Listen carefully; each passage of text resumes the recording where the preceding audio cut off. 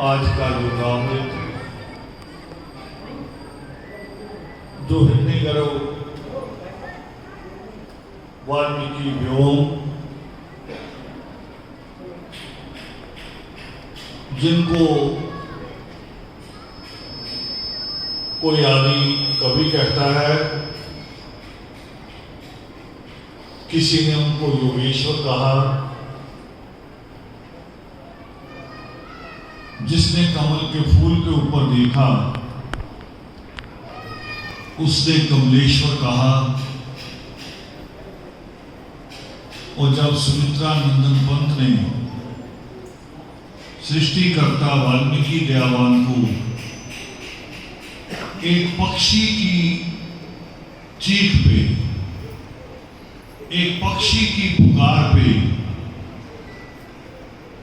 दुखी होते देखा, व्यथित होते देखा, तो उन्होंने करुणा सागर कहा। बहुत सारे नाम हैं, कितने नाम लूं कि शायद पूरा दिन लग जाए। शायद ऐसे जैसे एक मां जब लाड करती है अपने बच्चे से तो बहुत सारे नाम रख लेती है। कभी खिलौना कहती है, कभी सूरज चांद तारा कहती है। जो अच्छा लगता है वो सब कुछ कर कोशिश करती है। और कभी हमें कोई ऐसा मिल जाए जिसने दुख में, जब हम बहुत मुश्किल में होते हैं, कभी जिसने उस वक्त आके हाथ थामा हो, आके बराबर खड़ा हो गया हो, हमें उसके लिए भी शब्द याद नहीं आते कि इसे क्या कहें।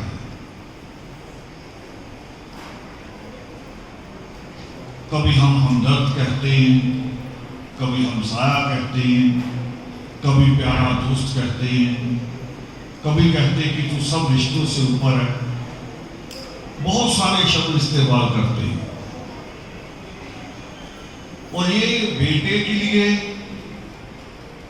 या वो जो हमारे दुख में आके खड़ा हुआ उसके लिए सीमित शब्द हो सकते हैं, मगर परमेश्वर के लिए दुख तो आता है ना। अभी फसलें कटेगी, आंख का रोग आया, धूल उड़ेगी, आंख में कचरा आएगा, आंख का रोग आ जाएगा। और एक बताएगा कोई साथी मोहल्ले का पड़ोसी कि फला डॉक्टर है, उसने 2 ड्रॉप डाले, ठीक हो गए। हमारे लिए दोनों, वो जो बताता है डॉक्टर का नाम वो, और वो डॉक्टर है, दोनों खास हो जाते हैं। फोन बंद कर दो, बिल्कुल फोन किसी का नहीं बजना चाहिए, साइलेंट कर दो। दोनों हमारे लिए ईश्वर तुल्य हो जाते, ईश्वर नहीं, ईश्वर के बराबर, क्योंकि वो तो आंख का रोग दूर करते हैं। ईश्वर तो आंख दी है और उसको याद नहीं करते, उसको बहुत कम याद रखते हैं। उसको वही याद रखता है जो उसके बारे में सोचता है, जो सोचता है कि उसने जो आज हमारे ऊपर राज करते हैं, चाहे उत्तर प्रदेश का मुख्यमंत्री हो, चाहे भारत का प्रधानमंत्री हो, चाहे राष्ट्रपति हो, गवर्नर हो, या आर्मी के लोग हों, पुलिस का डीजीपी हो, कितने हाथ है सबके? 2 हाथ। जिन्होंने भारत के ऊपर पहले राज किया 200 साल, अंग्रेजों ने कितने हाथ लेके आए थे? 2 हाथ। अंग्रेजों से पहले 700 साल मुगलों ने राज किया, कितने हाथ पे आते? 2। और हमारे पास कितने हैं? परमेश्वर ने कहीं पक्षपात किया? हम खुद करते हैं। हमारा मन साफ नहीं, हमारा मन दूषित है। हम तो मां जो साफ नजर आती है, जिसको हमने देखा कि दुख हमें हुआ, आंख मां की भर है। हम दुख से बाहर भी आ गए, मगर मां का चेहरा तभी मुरझाया हुआ पाया। वो मां जो हर दुख में अपने ऊपर लेती है, वो तो उसके बस में नहीं है। मां तो ये भी कहती है कि ईश्वर जो भी दुख आए मुझे दे दे, मेरे बच्चे को ना। मगर बच्चा कभी कभी क्या, सभी बड़े होके कह देंगे तूने क्या किया नहीं, मां तूने क्या किया। तो ईश्वर तो नजर ही नहीं आ रहा है। ईश्वर तो समझ की बात है, यहां से समझने की बात है ईश्वर। और समझ में और दिखाई देने में फर्क होता है। टीचर ने एक सवाल किया बच्चों से कि क्या कहते हैं जहां पशुओं को, जानवरों को रखते हैं, बकरियों को? भी एक बाड़े में 20 बकरियां थी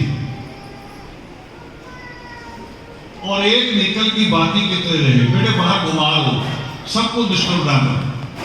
बेटे आप पकड़ लो, आप में से कोई बच्चे को घुमा लो,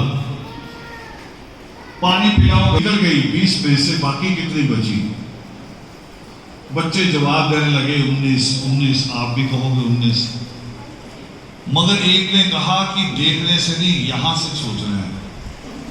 उसने कहा कोई भी नहीं। टीचर कह रहा कि क्यों? वो कह रहा गणित कहता है कि 19, मगर समझ कहती है कि जब एक बकरी बाहर को जाएगी तो सारी जाएगी। समझ ये कहती है। अब समझ में और बकरी में हमने अपने आप को चुनना है। हम समझ के साथ है कि बकरी के साथ? हमें अपने ऊपर लागू करना है। हम समझ के साथ नहीं है। वो सृष्टिकर्ता वाल्मीकि दयावान जी का नाम हमारे साथ जुड़ा है, जिनके पास लोग बहुत सारे ज्ञान प्राप्त करने के बाद, भारद्वाज ने 9 डिग्रियां प्राप्त कर ली थी। 9 डिग्री। योगाचार्य भी था वो, और आयुर्वेदिक का आचार्य भी था, यानी डॉक्टर भी था। ऐसी 9 डिग्रियां थी और उसके बावजूद वो कह रहा था कि कोई सवाल खड़ा है अभी भी मन में। अभी भी जब जाता हूं बिस्तर पे रात को तो कुछ अधूरा सा लगता है, कुछ है जो अभी मैंने नहीं पाया, मुझे भी मिलना चाहिए। और तब उसके दादा ब्रह्मा ने कहा कि ये तो केवल परमेश्वर कर सकते हैं, ये किसी इंसान के बस की बात नहीं कि तुम्हारे सवाल का जवाब, जो सवाल भी नहीं पता, एक तो सवाल पता होना चाहिए ना मुझे, आप कोई सवाल हुआ आपके पास तभी तो मैं जवाब दूंगा, या मैं सवाल करूं तब उसका आप जवाब बोलोगे। मैं कहूं कि नहीं कुछ है, दिमाग परेशान है, कुछ है, तो आप कहोगे पागल। भी कुछ है तो बता, नहीं बता रहा तो कुछ है ही नहीं। मगर ब्रह्मा ने समझा कि मेरे पोते के मन में अशांति, इतना कुछ प्राप्त करने के बाद भी इसका मन शांत नहीं, आनंद नहीं। और तब ब्रह्मा ने कहा कि ये केवल जो सृष्टि की जिसने रचना की है, जिसने ये दिमाग फिट किया है, और दिमाग से हटके एक ऐसा जैसे समुद्र में आपको नजर नहीं आएगा, कहीं पानी दिखेगा, लहरें दिखेगी हल्की सी, किनारा दिख सकता है, मगर तूफान अगर आप पानी को खोजना शुरू करें, तूफान कहां है? भी आएगा कभी ना कभी। अगर सारा पानी खोज लो तो तूफान मिल जाएगा? तूफान नहीं मिलता। वो तूफान उठता है, पता नहीं कब उठता है। तो दिमाग के सवाल भी वो मन में कब उठते हैं और मन कहां है, ये समझ नहीं पाता। और ब्रह्मा कहते हैं कि जिसने ये सब बनाया, जवाब वही देगा।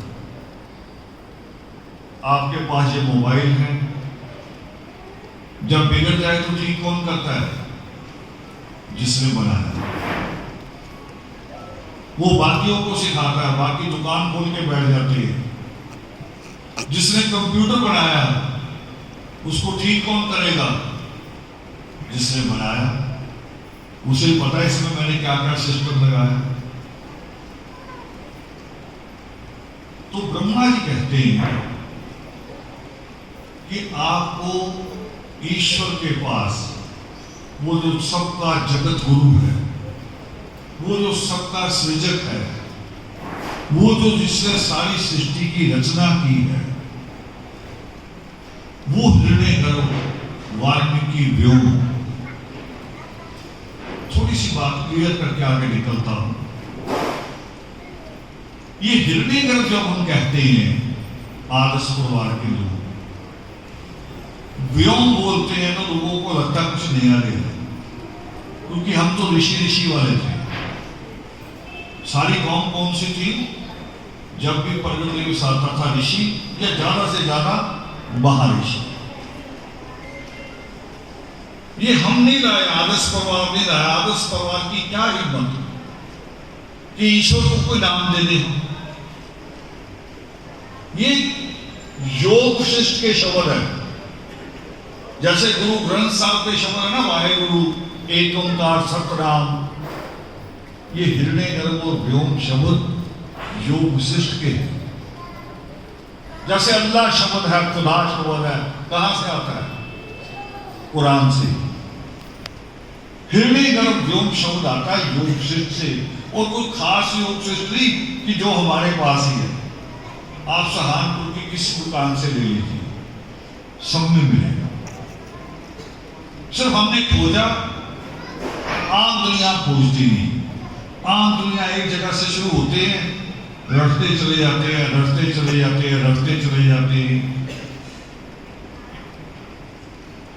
जैसे टीचर समझाता है, शुरू में तो ABC सिखाता है, और सिखाते भी कैसे हैं? गा के, हिल के। बच्चा भी वैसे ही सीखता है। फिर टीचर को पता कि अभी भी गलती करेगा,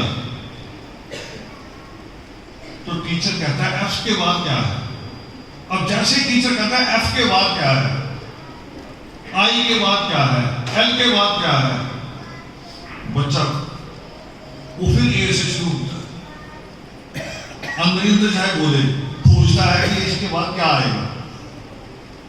मगर एक स्थिति आएगी जब आप जान जाते हैं कि M के बाद क्या है, फिर याद नहीं करना पड़ता। वो सेट हो जाता है सारा। तो कई लोग किताबों को ऐसे पढ़ते हैं जैसे बच्चा एबीसी रटता है, एबीसी की तरह रटता है, मगर हम पढ़ते हैं, 3 चीजें होती पढ़ने के वक्त। इंग्लिश में भी उसको 3 शब्द है, हिंदी में भी 3 शब्द है। पहला पढ़ना, इंग्लिश में इसका शब्द है रीडिंग करना। दूसरा अध्ययन करना, इंग्लिश में उसका शब्द है स्टडी। स्टडी करने वाला स्टूडेंट हो जाता है। आप बाजार में चलते हैं ना, जब बाजार में दुकान का बोर्ड आप रीड करते हैं, उसकी स्टडी नहीं करते। ये फर्क होता है उससे पढ़ने में और अध्ययन में। और तीसरा एक और शब्द है, वो होता है उसके ऊपर मनन करना, पूरी तरह से उसको समझना। मैंने जैसे एक बार शब्द पढ़ा, शूज की दुकान थी और लिखा हुआ यूनिसेक्स, UNISEX। उस वक्त हम पढ़ते थे, छोटी क्लास थी अभी, तो मैंने जाके डिक्शनरी देखी, डिक्शनरी में वो मिला नहीं। फिर जोर लगाया कि है क्या, तो बाद में समझ में आया कि यूनि का मतलब जैसे यूनिवर्स, मतलब लड़का लड़की, बूढ़ा बूढ़ा, छोटा जवान, हर किसी के लिए यहां पर जूता है। तो ये उसके आगे जाता है। तो जो लोग ऐसे आगे निकले अध्ययन में, भारद्वाज जैसे लोग, महामुनि शुक्राचार्य जैसे लोग, वो भी सृष्टिकर्ता वाल्मीकि दयावान के पास गए हैं कि इसके आगे क्या है, 9 डिग्रियों के बाद क्या है। बहुत सारी धन दौलत जिन्होंने इकट्ठी की, हमारे के राजा हुए राजा बलि, दक्षिण भारत में लोग उनकी पूजा करते हैं, उनका दिन मनाते हैं, उनके नाम पे एक त्योहार आता है। जैसे इधर आता है ना, नॉर्थ इंडिया में बैसाखी आता है, या अभी जनवरी में आ जाएगा लोहड़ी आ जाता है। ऐसे उधर एक त्योहार है, उसको कहते हैं ओणम। वो महाराजा बलि के नाम पे। महाराजा बलि जब बहुत बड़े राजा बन गए, बहुत देश जीत लिए, पैसा बहुत आ गया, वो भी भारद्वाज की तरह करने लगे। वो कह रहे अभी भी जब जाता हूं बिस्तर पे तो शांति नहीं। बड़ा धन दौलत है, बहुत जमीन है, बहुत फौजे हैं, मगर शांति क्यों नहीं है। तब महामुनि शुक्राचार्य ने समझाया, भारद्वाज को समझाया था किसने? ब्रह्मा ने। महाराजा बलि को समझाया महामुनि शुक्राचार्य ने कि परमेश्वर के चरणों में जाओ। अब मैं ये 2 बातें क्यों कह रहा हूं? कहीं है, मैंने आज से पहले भी कही है, सहारनपुर में नहीं कही होंगी, कहीं बाहर कही होंगी। मैं कह इसलिए रहा हूं कि आज हम प्रगट दिवस बना रहे हैं। प्रगट दिवस बना रहे हैं, हमें ज्यादा लंगर के अलावा या 4 भजन करवा लिए, और भजन की भी समझ नहीं है, क्या लिखा लेखक ने, इसकी समझ नहीं होती। तर्ज क्या है, वाह मजा आ रहा, झूम रहे हैं, ये नहीं।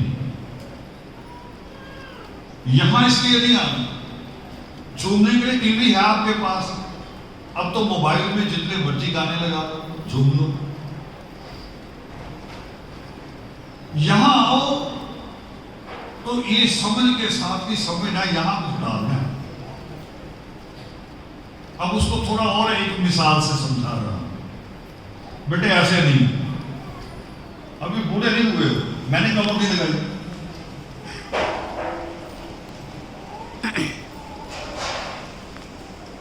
कहते हैं कि जाएंगे योगामृत में, प्रसाद लेके आएंगे।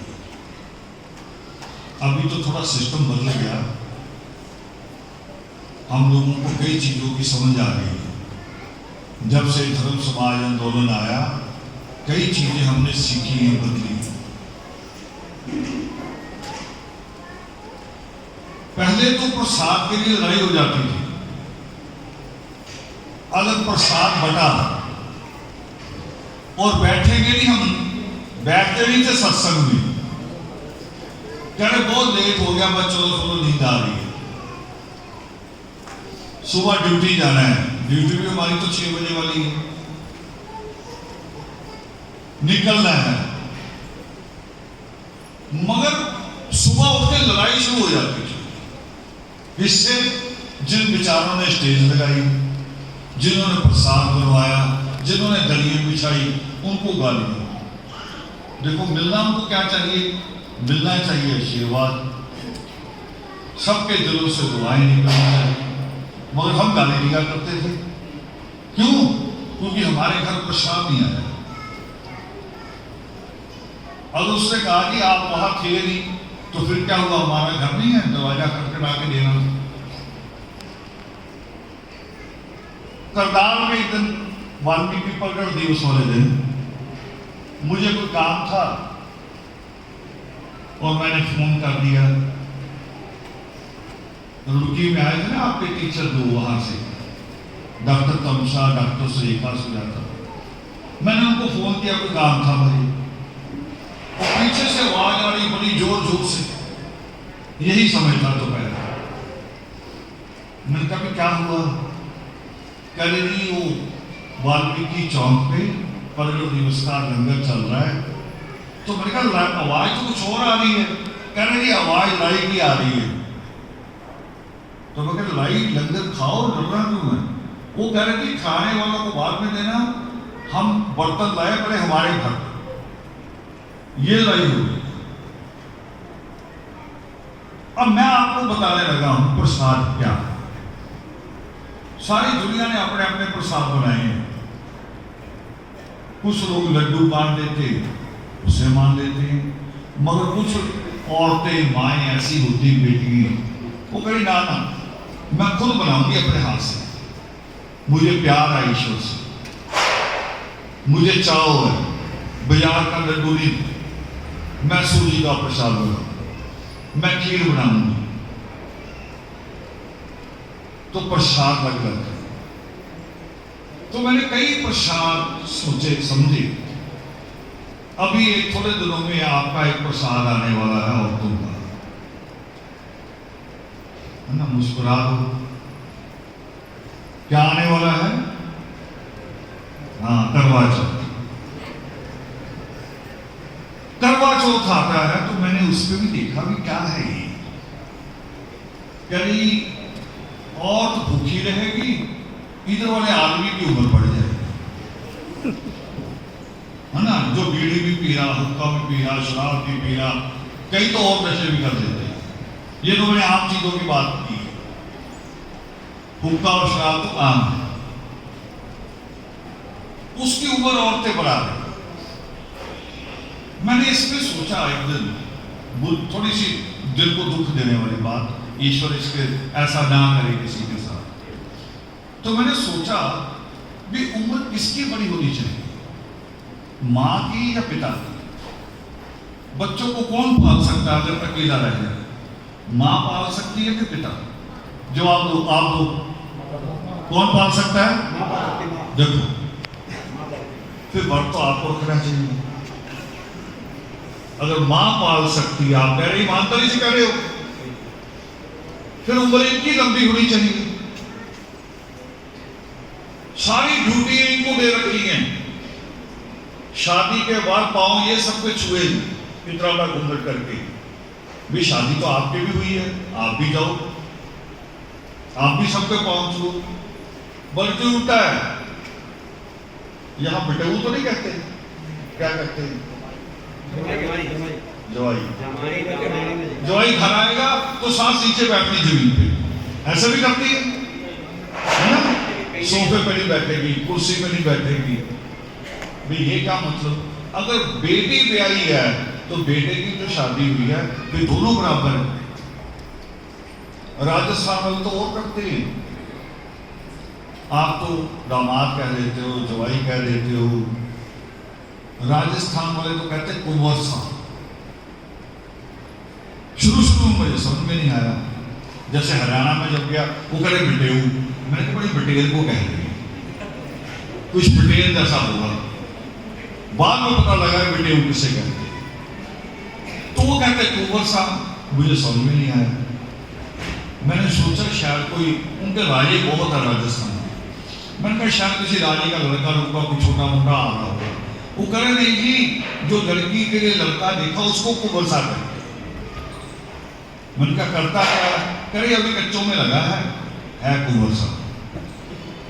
देखो क्या लगा है कच्चों में, 3000 रुपये ठेकेदारी में, मगर कहेंगे कुंवर साहब, बड़ा करेंगे तो बात फिर घूम के भूल जाएंगे प्रसाद पे आगे। तो जब औरतें करवा चौथ सकती हैं, कहीं क्या कहती, भूखा नहीं सागर, मगर इंतजाम सुबह 5 बजे कर लेती है पूरा। अब डॉक्टर से किसी से पूछ लो, अगर आप खाने के बाद दूध पी लो तो खाना हजम नहीं होता, दूध नहीं पिया जा सकता खाने के बाद, दूध नाश्ते में होता है।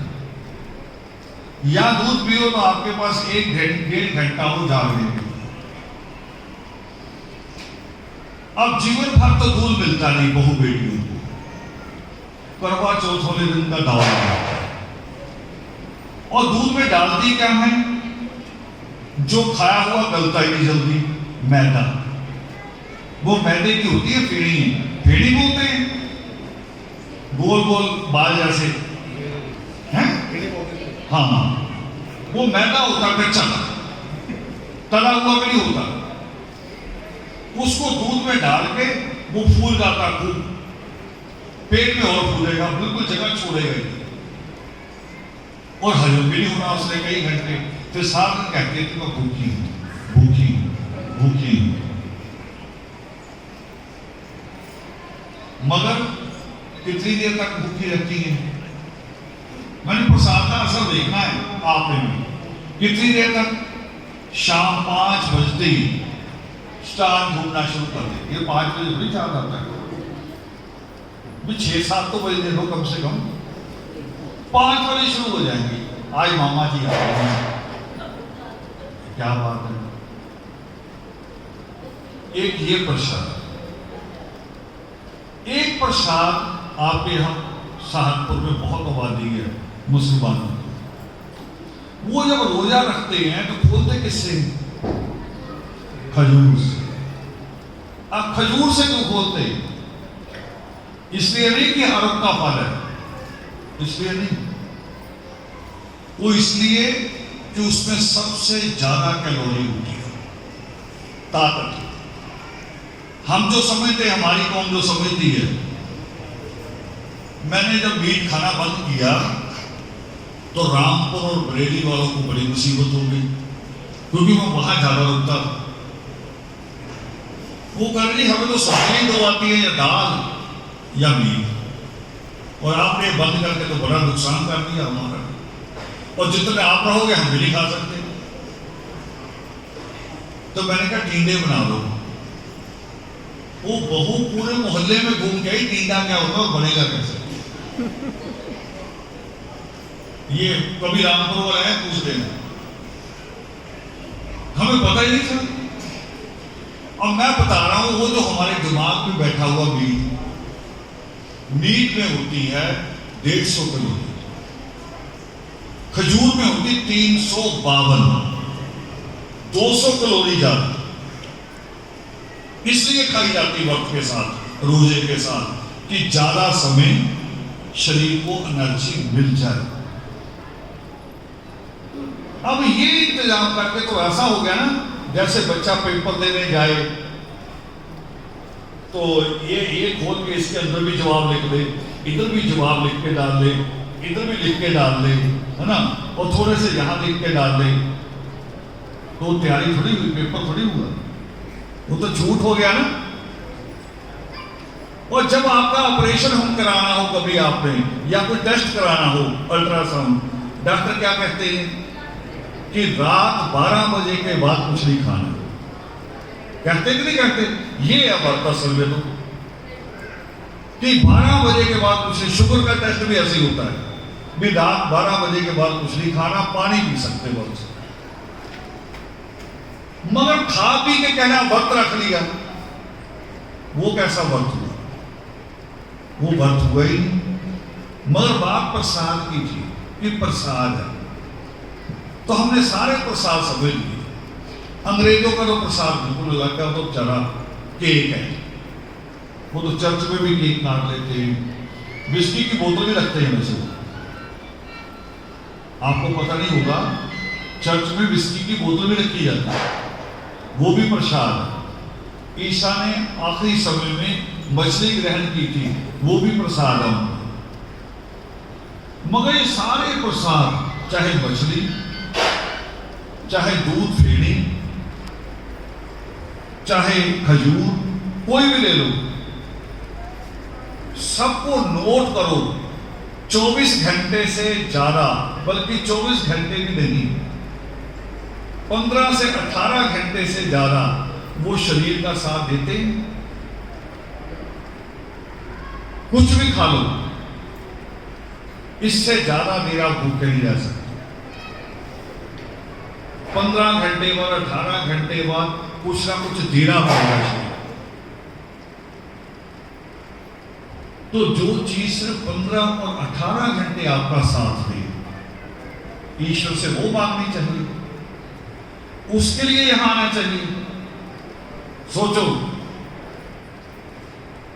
जो लंगर अभी खाना बन रहा होगा, इससे बेहतर तो आप बना लेती हैं घर में, और पता लग जाए कि कोई रिश्तेदार आ रहा है, भाई आ रहा है, पिता आ रहा है, फिर कहेगी खड़ा मसाला भी लिया, मोटी इलायची भी ले आना, लौंग भी ले आना, खुशबू भी आनी चाहिए। करते कि नहीं करते? यानी हम बना लेते अपने घर में अच्छा खाना, और इसके लिए लड़ पड़ते थे। क्यों? अब फिर दोबारा आ रहा हूं वही कि ये समझ नहीं है, हम बकरी हैं। बकरियां चारा खाती हैं, पेट भरती हैं, सारे जानवर यही करते, इससे ज्यादा कुछ नहीं करते। मगर इंसान तो अलग है ना सबसे। इंसान को ईश्वर की सबसे नेमत चीज है जो ईश्वर ने बनाई। बड़े से बड़े जानवर का नाम दे लो, बड़े से बड़े, ज्यादा से ज्यादा शक्तिशाली का नाम दे लो। शेर है, बाघ है, चीता है, उन्होंने आपके जैसे मकान बनाए? शेर ने मकान बनाया आज तक? वो आज भी जंगल की गुफा में छुपता है। सबसे खतरनाक होता है सांप, वो आज भी चूहे की बिल पे रहता है, खुद नहीं बना सकता क्योंकि उसके पास औजार ही नहीं, कोई पंजा नहीं है उसके पास, कुछ नहीं है। चूहे की बड़ी बनाई बिल में घुसता है, चूहे को खाता है, बिल पे कब्जा कर लेता है।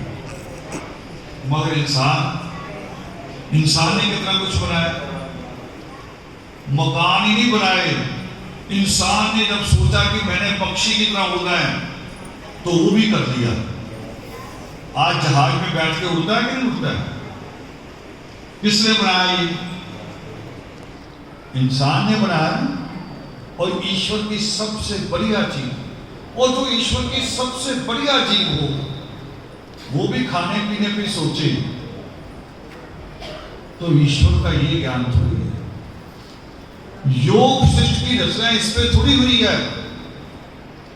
आज रट लिया लोगों ने।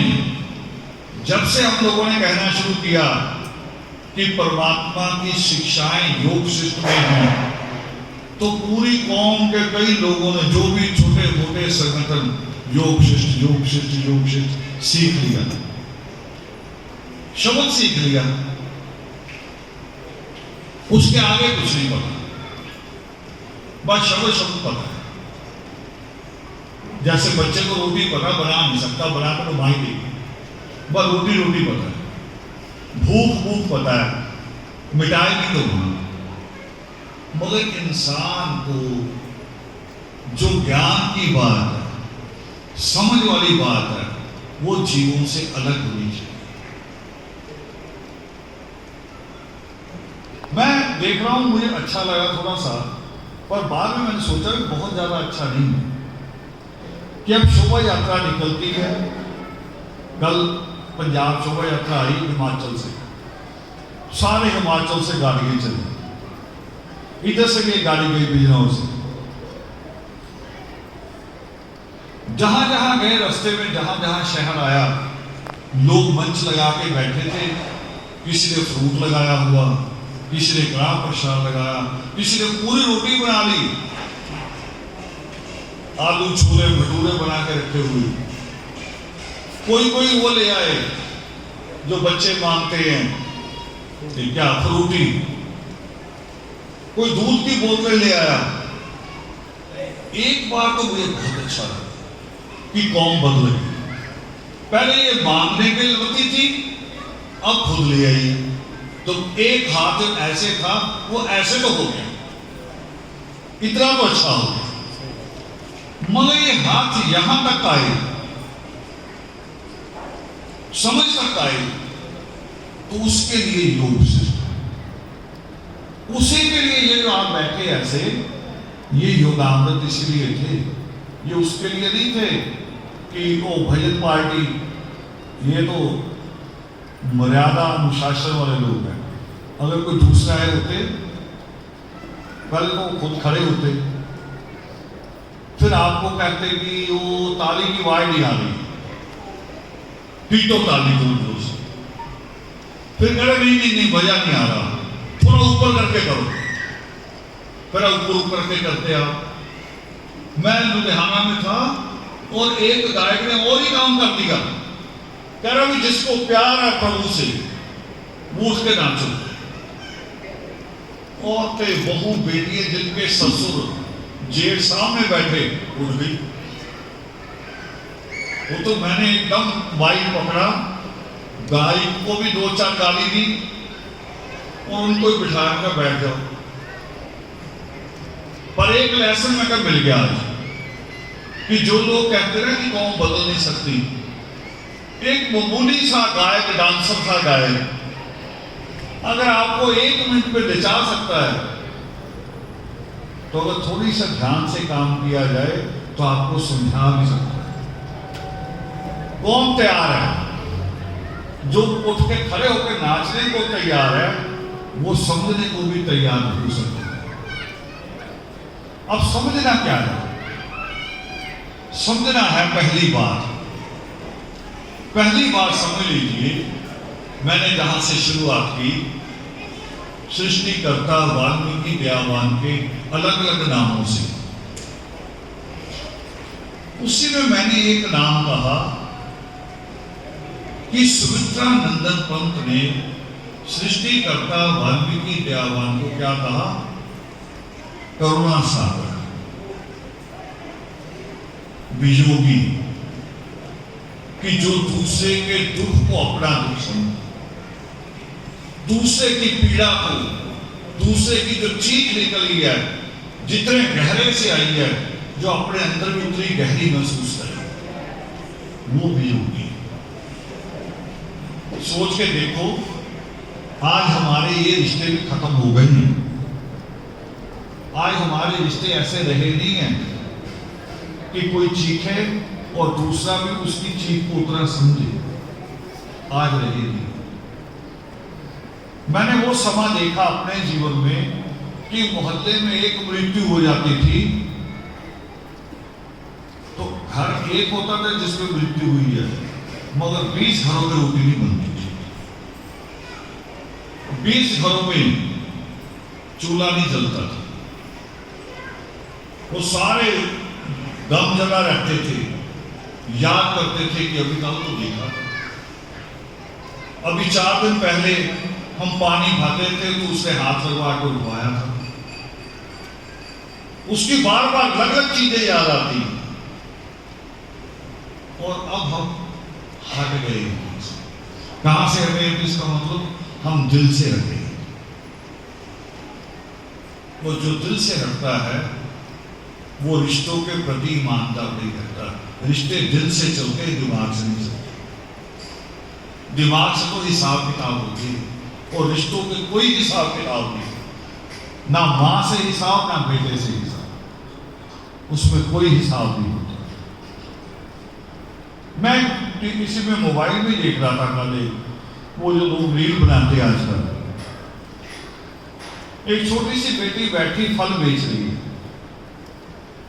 और एक कार आके रुकी और कार में एक छोटा सा लड़का और वो कह रहा कि मुझे वो फल लेना है। मां उतर के गई, मोल भाव किया और थोड़ी देर बाद पिता पीछे आ गया और पिता ने कहा मां से भी मोल भाव ना कर, अपना बच्चा मांग रहा है, उसके लिए 1-2 रुपए का मोल भाव क्या। और लड़की छोटी सी ने देखा ऐसे, बच्चा उसे अच्छा लगा, कहीं मेरा भी ऐसा ही भाई था, अगर वो मांग रहा तो मोल भाव छोड़ो, आप ऐसे दे दो, समझो मेरा भाई।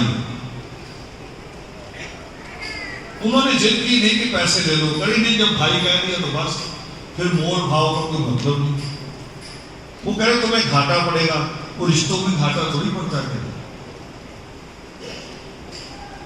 मगर थोड़ी देर बाद लड़के का बेटा फिर लौट के आया, लड़की को पैसे दिए कुछ निकाल के। वो कह रही मैंने जब कहा नहीं देने, वो कह रहा अब तो रिश्ता बन गया ना, वो तेरा भाई है, मैं उसका बाप हूं, तेरा तो बाप हुआ, अब तो रिश्ता बन गया। गाड़ी में तो मैं बैठ गया था जाके, मगर रिश्ते ने कहा कि बेटी का होगा क्या, उसने तो फ्री में बेच दिया सामान।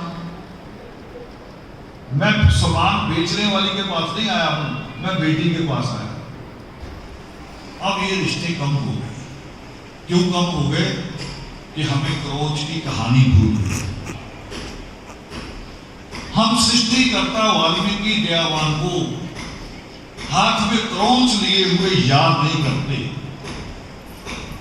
हम जब याद करते हैं तो राम का घोड़ा, लव कुश की लड़ाई, हनुमान को धागे से बांध दिया, लड़ने झगड़ने का, और कौन पूरी लड़ने झगड़े की बनी हुई है। अभी कह दो कि वो लड़के को पीट दिया, चाहे किसी और के लड़के को पीटा, पूछना ही नहीं, सार अभी बहुत खाली हो जाएगा। और जाके जो आगे आ गया हाथ में धड़ धड़ धड़ धड़ धड़ पीट दिया। थाने जाके पूछते भी हुआ क्या, फिर कह दो हो ये तो गलती होगी। अकल पता कहां आती? या थाने में या हॉस्पिटल। फिर कहेंगे गलती होगी, सुलह करा दो, जल्दी सुलह करा दो। ये समझ रखनी भी जरूरी है और दिल को बरकरार भी जरूरी है। तो सुमित्रानंदन पंत की लाइनें अब दोहरा रहा हूं, क्योंकि जब मैं दिल की बात कर रहा हूं तो आपको लाइनें समझी। क्या लाइनें थी? कि वियोगी होगा पहला कवि, वियोगी होगा पहला कवि, आह से उपजा होगा गान। आह क्या? जो अंदर से चीख भी करती है। आह से उपजा होगा गान, उम्र तक आंखों से चुपचाप वही होगी कविता।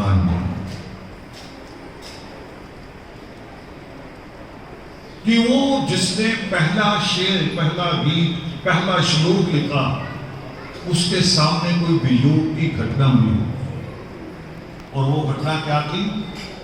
क्रोध को मारना, क्रोध की हत्या की।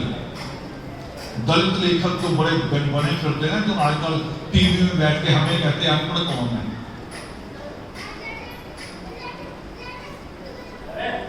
हमारे टीचर बैठे रोहित जी, बच्चों को पढ़ाते हैं, वो लोग कहते हैं हमारी कौन को अनपढ़। वो अभी तक चाहे महामुनि शंभू की बात हो, चाहे क्रोध की बात हो, तो क्या लिखेंगे? शंभू वध, क्रोध वध।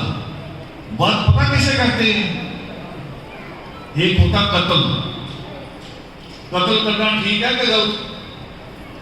बताओ, कत्ल करना ठीक है कि गलत? गलत। मगर जज अगर कहे कि इसे फांसी की सजा दे दो, वो ठीक के गलत? वो ठीक हो गई ना, क्योंकि जज ने कहा है। और जज ने क्यों कहा? किसी दोष के आधार पर। दोष के आधार पर तो वध होता है जो जज साया दे, यानी जिसका कत्ल हुआ उसको वो दोषी। क्रोंच दोषी था, तो आज तक क्रोंच का कत्ल नहीं लिखा हमारे दलित राइटरों ने, जो हमारी कौम को कहते हैं अनपढ़ है। महामुनि शंभू का वध लिखेंगे, वध मैंने जायज कत्ल,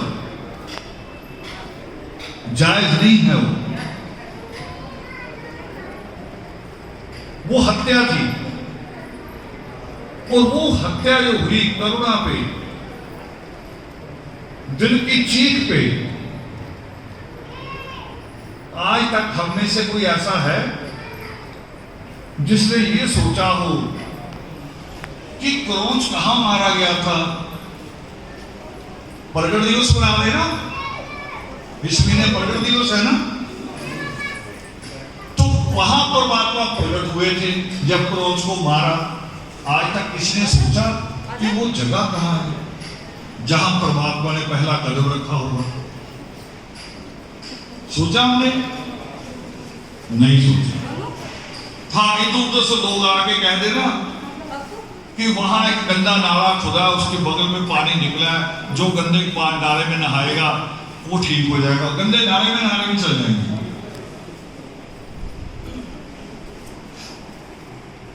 वहां भी पहुंच जाते हैं। जो भी कोई आके पखंड कह दे, हमारे बाबे राख बांट रही है। स्वाह राख, किसी के सिर में राख डालना, बताओ ये इज्जत की बात है कि बेइज्जती की? इज्जत की बात है कि बेइज्जती की? मगर हमारे बाबे बांटते हैं और कह रहे सिर में डाल देना, यानी पूरी कौम के सिर में राख डाल दे बाबे। हमने सोचा ही नहीं। सोचा क्यों नहीं? क्योंकि अभी तक हमारा प्रसाद कड़ा प्रसाद है। अभी तक हमारा प्रसाद, ये जो लंगर तैयार हो रहा है, ये प्रसाद है। और जिसने हमें प्रसाद सृष्टिकर्ता वाल्मीकि दयावान की वाणी को मान लिया, असली प्रसाद होगा। असली प्रसाद कौन सा है? जो परमात्मा ने बात कही। अब छोटी छोटी बातें बता देता हूं। क्या क्या? एक जगह परमात्मा कहते हैं, बेटे ये ना काम करो, बात हो रही ना, आप कोई ज्यादा जगा लोगे, वहां बैठ जाओ।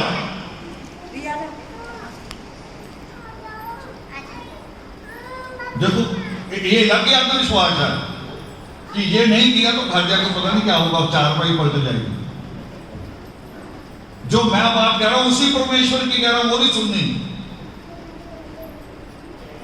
अब बताओ समझ और भेद में क्या फर्क है? ये है परमात्मा की बात मानना जरूरी है। आप अपने ऊपर लगा लो, दादी के घुटने दबाना जरूरी है कि दादी की बात मानना जरूरी है? दोनों में से क्या ठीक है? बताओ भी आप हैं? जोर से बोलो। बात मानना। और मैं ईश्वर की बात बता रहा हूं, आप सुनिए। घुटने दबाने चले गए, ये थोड़ी समझ पैदा करो। नतमस्तक होना बुरी बात नहीं है, मगर हर चीज का समय है। टीचर को भी जाकर हम कहते हैं गुड मॉर्निंग, मगर उसके बाद जो टीचर से जाता तो उसे सुनते। अगर थोड़ी थोड़ी देर में उठ के कह रहे हैं गुड मॉर्निंग, टीचर के क्या कहना होता? चल बात होगा कि नहीं होगा? तो हम ईश्वर के साथ भी यही कर रहे हैं, बार बार से गुड मॉर्निंग करते हैं। कभी घंटी भी आप जाके जगाते हैं, उठ जा, सोए खुद हैं, जगाओ से। तो परमेश्वर की बातें बताने लगा। प्रसाद क्या है? उनकी बात है एक प्रसाद। हर पोस्टर पे लिखा होता है प्रसाद ही है, ये पहला प्रसाद। क्या अर्थ है इसका? कि मेहनत ही भक्ति है। मेहनत करो, उससे बड़ी दुनिया में दूसरी कोई भक्ति नहीं। आज बड़े बड़े बिजनेसमैनों के नाम आते हैं इंडिया में। किसका आता बोलो? कौन सा नाम आता? अंबानी। अंबानी पता कौन था उनका बाप? पेट्रोल पंप पे गाड़ियों में पेट्रोल भरा करता था, मगर एक शिफ्ट नहीं की उसने दो दो तीन तीन शिफ्टें इकट्ठी की, पैसा कमाया और उड़ाया नहीं। फिर उससे आगे कारोबार में आना शुरू हुआ, ऐसा आया आज दुनिया का नंबर 1। ज्यादा पुश्तों की बात नहीं, अभी दूसरी पीढ़ी आई है उनकी। एक धीरू भाई अंबानी, उसका लड़का मुकेश अंबानी, दूसरी पीढ़ी है ना मेहनत से। और हम कौन है? हम कह रहे हैं काम वो हो जो सुबह 2 घंटे में निपट जाए, फिर मैं आके बस लेट जाऊं, वारागर्दी करूं, ताश खेलूं, पत्नी को गालियां दूं, दुनिया को तंग करूं, तो हम आगे कैसे बढ़ेंगे? आगे बढ़ ही नहीं सकते। रुड़की की 2 मिसाल दे रहा हूं, 2 मिसाल। एक पढ़े लिखों की बात हो रही थी। हमारे सेमिनार में रुड़की का एक ऐसा बच्चा आया, बच्चा नहीं यानी क्या, अब तो शादीशुदा है मगर हमारे लिए बच्चा है। उसने जब बताया तो मुझे वो लगा कि हमसे कितना ऊपर है। क्या बताया? कि पूरे नॉर्थ इंडिया किसे कहते हैं? जम्मू कश्मीर से लेके जम्मू कश्मीर, उत्तराखंड, हिमाचल प्रदेश, पंजाब, हरियाणा, राजस्थान, उत्तर प्रदेश, ये सारा बिहार भी मिला के इसको कहते हैं उत्तर भारत। इतने राज मिला के एक उत्तर भारत बनता है। वो कह रहे उत्तर भारत का पहला सुपर कंप्यूटर मैंने बनाया। आपकी कौन? सृष्टिकर्ता वाल्मीकि दयावान की जय। ऐसी एक माँ ने जन्म दिया होगा, ऐसी एक माँ ने। मैं उसको बच्चा कह रहा हूं, जब उसने बताया तो मुझे अपने से बहुत ऊपर लगा। और ईश्वर से अंदर से दुआ निकली कि परमेश्वर ऐसे ही बच्चे थे, सबको ऐसा बच्चा दिया। दूसरा बच्चा वहां है एक मनोज, हमें लेने आया वो जब हम गए थे रुड़की। तो मैंने कहा गाड़ी की थोड़ी सीट बड़ी नीचे है। कह रही गाड़ी बड़ी ये वाली थी, एक और है ऊपर वाली सीट वाली। तो मेरा दूसरा जब सवाल आया तो मैंने कहा काम, उसने काम बताए, अपने भाई का काम बताया कि जी सुबह 8 बजे से शुरू हो जाता है, रात 11 बजे तक काम में रहता है। ये है प्रसाद की दया। ये प्रसाद है अपने अंदर उतारने की। वो गाड़ी ऐसे नहीं आएगी, इससे आएगी। इन बेटियों के लिए कहा परमात्मा ने, कन्या रत्न की प्राप्ति कई जन्मों के प्रसाद के बाद होती है। ये है प्रसाद उस ईश्वर का दिया और दिया। जहां जाके हम भटकते हैं, जहां जाके हम रोते हैं, निराश हो जाते हैं, वहां परमेश्वर कहते हैं कि ऐसा सोचकर दुखी ना हो कि भाग्य का लिखा मिटाया नहीं जा सकता। वो परमेश्वर कहते हैं कि तू हिम्मत कर, किस्मत खुद बना, मुझे भी चैलेंज कर, अपनी किस्मत खुद बना और बनेगी जैसा तू चाहे। बाबा साहब अम्बेडकर कौन थे? इसी कौम में से थे ना। और कितनी पढ़ाई की, 32 डिग्री और 9 भाषाएं। उन्होंने किस्मत को नहीं कोसा कि किस्मत पे होगा मिल जाएगा, फिर मिलता क्यों? मिल जाएगा भाई, किस्मत पे होता। मेहनत करो तो मिलेगा। ये प्रसाद है। और जिस प्रसाद पे हम लगते रहे, गुरुद्वारे के बाद कई भिखारी पक्के बैठे होते हैं, मंदिरों के बाहर भी। वो रोज वही का खाते हैं। आप हरिद्वार चल जाओ, भिखारियों की लाइन मिलेगी। अगले साल जाओगे तब भी वो भिखारी ही होगा, प्रसाद खा के भी भिखारी ही रहता है। बताओ उस प्रसाद का क्या करें? अब सोचो प्रसाद क्या है।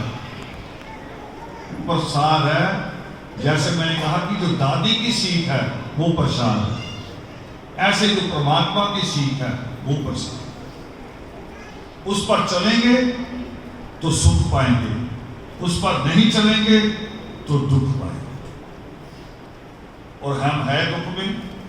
घरों में संख्या बार लगा हुआ है, एसी भी लगा हुआ है, अब तो डाइनिंग टेबल भी रख लिया है, मगर सुख नहीं आया, खुशी नहीं है। बेड पे जाते हैं तो 100 चिंताओं को साथ लेके सोते हैं। और वो सुख आएगा सृष्टिकर्ता वाल्मीकि दयावान की कलम से। ये है उसका रास्ता। क्योंकि ज्ञान भी तभी सीखेंगे ना, उसकी गहरी बात को तभी समझेंगे ना, जब पहले का खागा सीख जाएंगे, फिर ही समझ पाएंगे कि हिरण्यगर्भ क्या है, आदि व्याधि क्या है। आदि व्याधि की विद्या योग शिष्ट में है। रोग पे रोग पे, दुख और सुख पे। हमने अभी चीजों पे बात ही नहीं की। सिख अपना गुरु ग्रंथ साहब महीने में पूरा कर देते हैं, फिर दोबारा शुरू हो जाते हैं। हमने अभी योग से शुरू ही नहीं किया। बस यूं ही वाल्मीकि नाम, वाल्मीकि नाम, वाल्मीकि नाम। पूछो तू कौन? मैं वाल्मीकि, मैं वाल्मीकि। हम है ही नहीं। वाल्मीकि तो वो बनेगा जो उनकी शिक्षाओं पे चलेगा, कम से कम कलम अपने जीवन में लाए, तब होगा। तो पावन योग शिष्ट उसकी शिक्षाएं अपने घरों में लाएं, उसके लिए हमने छोटा सा प्रयास किया। हमने सोचा भी क्या करें क्या करें। फिर समझ में आया, हमने अभंग प्रकाश शुरुआत किया, जिसको अखंड ज्योत भी कहते हैं। हमने कहा ये जो अंदर की प्रवृत्ति है, मानसिकता जो है, उसके उसी के तरीके से चलेंगे। अब आजकल टीचर करते हैं ना, कई बार बच्चा नहीं समझता तो खेल के मैदान में ले आके समझा देते हैं। आजकल वहां भी समझाया जाता है। तो हमने वही किया। हमने अभंग प्रकाश, हमने कहा 4 दिन पहले प्रगट दिवस से, या 7 दिन पहले, या 14 दिन पहले, 24 दिन पहले प्रगट दिवस से घरों में अभंग प्रकाश करो। मतलब क्या था? मतलब कोई जादू नहीं है, ये कोई ऐसा चीज नहीं है कि उसको करने से आपकी फैक्ट्री लग जाएगी ना। ये आपका स्वभाव चेंज करना है, आपको आदत डालनी है शुद्ध रहने की। उतने दिन घर में मीठा नहीं बनेगा, कोई बीड़ी सिगरेट हुक्का पी के अंदर नहीं आएगा, जूता पहन के अंदर नहीं आएगा जहां चिराग लगा है। वो चिराग में घी तेल जो मर्जी डाल दो, कोई जरूरत नहीं। बढ़िया और घटिया कुछ नहीं होता, बढ़िया और घटिया दिल होता है। आप किस दिल से कर रहे हो? दिल होता है। अब एक राजा था, उसने अपनी बेगम के लिए ताजमहल बना दिया। तो ये थोड़ा बाकी उनकी बेगम या उनके दिल में वो प्यार नहीं है। प्यार दिल में, परमात्मा से भी प्रेम दिल में। और वो तेल और घी आप भी डाल सकते हैं और ये भी डाल सकती। और पहला जो अगर किसी की लिए वो सेवा है तो इनके लिए, जिनको निकाला हुआ था, कह रहे मंदिर में नहीं जाएगी और चिराग को हाथ नहीं लगाएगी, मूर्ति को हाथ नहीं लगाएगी। क्यों भाई? इसी ने तो हमें जन्म दिया। जननी और जन्मभूमि स्वर्ग से भी बढ़कर, जिसको गुरु नानक देव कहते हैं कि सो क्यों मंदा आखिए। मंदा कहते बुरा। सो क्यों मंदा आखिए जिन जम्मे राजान।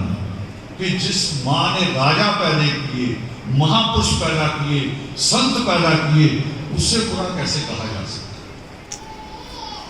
वो मानसिकता बुरी। ये शिक्षाएं हैं सृष्टिकर्ता वाल्मीकि दयावान। ये तो वैसे 2-4 में बोल रहा हूं, पूरा योग सिस्टम। और जिस तरह हमने अपने अंदर उसे उतार दिया, यहां भी और करेक्टर में भी, स्वभाव में भी, पुरुषार्थ ऐसे स्वभाव में आ जाए कि मुझे दिन रात मेहनत करनी है। अभी हुआ मेरे साथ ही हो गया, ओए बैठो, मेरे साथ ही हो गया। बैक पेन है। अभी आपके बाजार में एक चेयर देख रहे थे, उनको मैं कह रहा था कि सोफे जैसी चेयर ना दिखाओ, लकड़ी वाली दिखाओ, बैक पेन है और सीधी, मैं ऐसे बैठूंगा। डॉक्टर ने भी कहा कि ऐसे बैठो, जितना नीचे पुश करोगे दर्द होगा, कोई स्प्रिंग, कोई स्पंज नहीं होना चाहिए। तो डॉक्टर ने तो कहा आराम करो, बीच में वर्गीकरण का आ गया फैसला कोर्ट से। ऊपर से इन दिनों मुझे प्रगट दिवस के बाद यूरोप चले जाता हूं। वो प्रगट दिवस मनाते, प्रगट दिवस के बाद मैंने वो भी कैंसिल किया, नहीं चाहिए, और अपना आराम भी कैंसिल किया, नहीं करेंगे। इस वक्त कौन युद्ध क्षेत्र में खड़ी है, और मैं यूरोप चला जाऊं तो उसका अर्थ होगा पीठ दिखा के चले जाना, बहाने से निकल जाना। कल भी मैं अपने साथियों को डांट रहा था कि बहाने ना खोजा करो, जब काम का समय हो तो बहाने एक तरफ रखो। मैं एक कहानी सुन रहा था किसी की, सिख इतिहास की, कि जब सिख बच्चों को मारा जा रहा था तो मुगल फौज आई, उन्होंने पूछा कौन सा परिवार है, तो मां ने कहा नहीं हम सिख नहीं हैं। लड़का कूद के आया, छोटा सा बच्चा 9 साल का, 10 साल, कह रहा मां झूठ मत बोल, हम सिख हैं, ये मुझे मार ही देंगे ना, मगर इसके लिए झूठा बहाना नहीं लगाएंगे बच्चे, सारी उम्र आप नहीं मिला पाएंगे अपने आप के साथ। तो मैंने छोड़ा सारा कुछ। जो लोग देख रहे होंगे फेसबुक पे मेरा शेड्यूल, रोज दिन में कहीं होता हूँ, रात में कहीं होता हूँ, मुझे पूरा का काम पूरा करना, लड़ाई पूरी करनी है। वो तो कल कोर्ट ने फिर दोबारा हमारे फेवर में दे दिया कि लोग गए थे दोबारा कोर्ट, कि जी फैसले के ऊपर दोबारा कोर्ट विचार करे, बदले नहीं कहा अभी विचार करे, कोर्ट ने सीधे कहा भी विचार भी नहीं होगा, जो हिस्सा जिनका बनता उनको दे दिया। अब इसके बाद हमारी लड़ाई होनी, अब सड़कों पे आना पड़ेगा। जो बहाना बना जाएंगे वो बहाना अपने आप के साथ नहीं, अपने बच्चों के फ्यूचर के साथ करेंगे, क्योंकि ये हिस्सा मेरे काम नहीं आना, आपके भी नहीं आना जो आप इस उम्र में बैठे। ये आरक्षण इन बच्चों को मिलता है। कोई अपने बच्चों का भविष्य कत्ल करने को तैयार है तो लड़ना पड़ेगा, आराम छोड़ना पड़ेगा, पुरुषार्थ करना पड़ेगा। ये शिक्षाएं हैं उस परमेश्वर। बस अंतिम बात करने लगा हूं